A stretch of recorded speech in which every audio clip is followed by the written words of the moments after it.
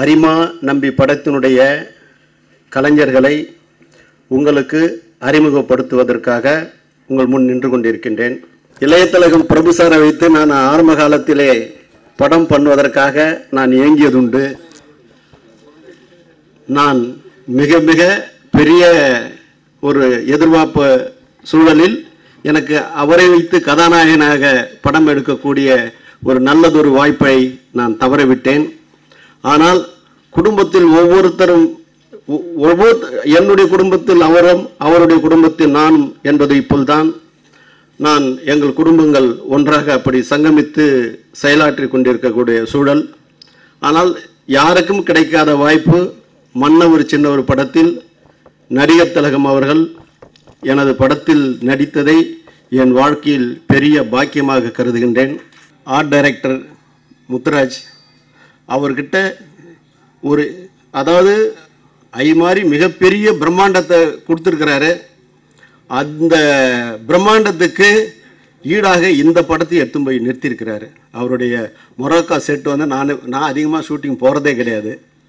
நான் போய் பார்த்துட்டு பிரபு சார் ஃபோன் பண்ணேன், சார் எல்லா ஷூட்டிங்கும் போகிறீங்க, எங்கள் ஷூட்டிங் வந்து ஒரு நாள் வந்து பாருங்கள் சார் இந்த செட்டை அப்படின்னு சொன்னேன்.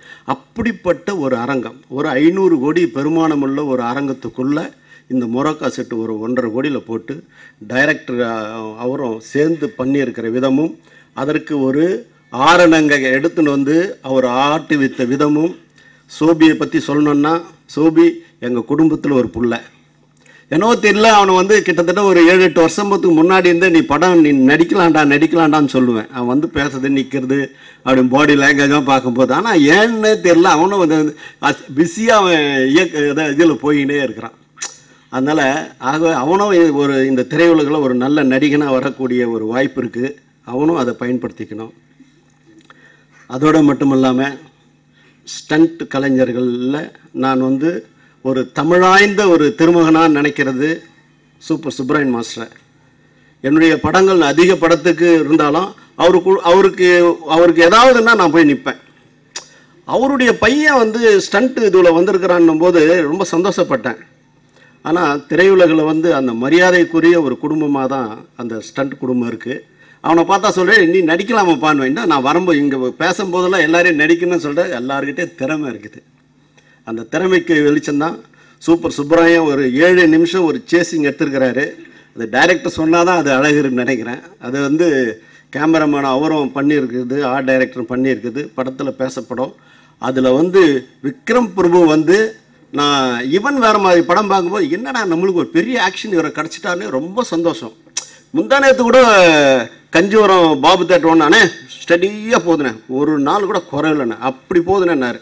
அதை கூட டைம் பாபுகிட்ட சொன்னேன், ஏய் படம் நல்லா போகுதுப்பா, நல்லா ஸ்டடியாக போயிருந்தா போய் சொல்லுப்பா சார்கிட்ட சொல்லுன்னு. ஏன்னா இன்று பொழுது பெரிதுவுக்கும் தன் மகனை சான்றோன் என கேட்ட தாய் 4வது வாரம் கூட வசூல் குறையாமல் ஒரு படம் போகுதுன்னா இன்றைய காலகட்டத்தில் ரொம்ப கஷ்டம். அப்படி போகும்போது அந்த ஈன்றெடுத்த தந்தை சந்தோஷப்படணுன்றதுக்கு அவர்கிட்ட நான் சொல்லியிருக்கேன். இப்படி எந்நிறந்த கலைஞர்களை இந்த படத்தில் எடிட்டர் வந்து நான் சொல்லணுன்னா எனக்கு வந்து ஸ்ரீகர் பிரசாத்னுடைய ஒரு அழகான ஒரு கவிதை மாதிரி காட்சி தொகுப்பு எடுத்தும் போவார்.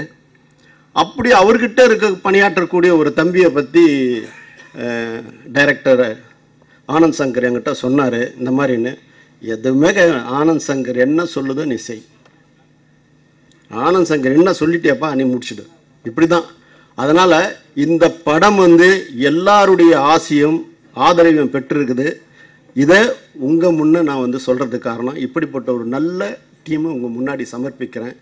இதுக்கு ஆரத்தி எடுத்து பொட்டு வச்சு நீங்கள் வரவேற்கிறது உங்கள் கையில் தான் இருக்குது. ஆகவே உங்களை ஆத்மார்த்தமாக, அதாவது உங்களெல்லாம் வந்து நான் பிரிஞ்சு என்றைக்குமே இருந்ததே கிடையாது, நான் உங்களோட ஒருத்தன். அதனால் இந்த படத்துக்கு மிக தலை சிறந்த இயக்குனர், நடிகர், தொழில்நுட்ப வல்லுநர்களை உங்கள் முன்னாடி சமர்ப்பித்திருக்கிறேன். எனக்கு திரும்பவும் பிரபு சார்கிட்ட சொல்லிக்கிறேன், ரொம்ப நன்றி சார். நீங்கள் எனக்கு கொடுத்துருக்கிற இந்த வாய்ப்பை வருஷம் எப்படி வந்து விஜயகாந்த் சார் சொல்லுவார், சார் வருஷத்துக்கு ஒரு படம் நீங்கள் பண்ணீங்க சார் அப்படின்வார்.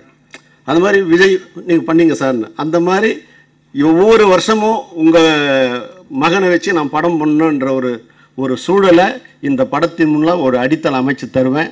ஆகவே ஆத்மார்த்தமாக என் நன்றி உங்ககிட்ட சமர்ப்பிக்கிறேன் சார். நன்றி, வணக்கம்.